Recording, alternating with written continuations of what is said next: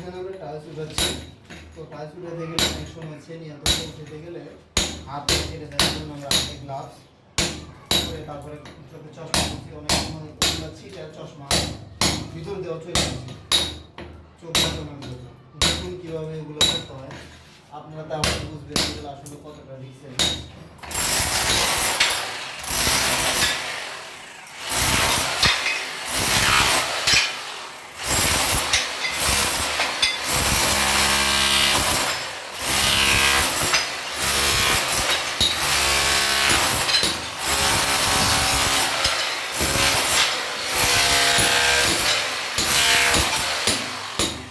দেখে যতটা সহজ মনে হচ্ছে ততটা সহজ, এগুলো অনেক ক্ষয়ক্ষতি না।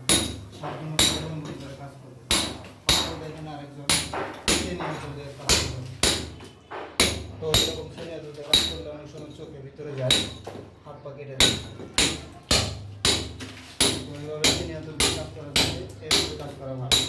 এগুলো সব টাইলস আমাদেরকে উঠাতে হবে।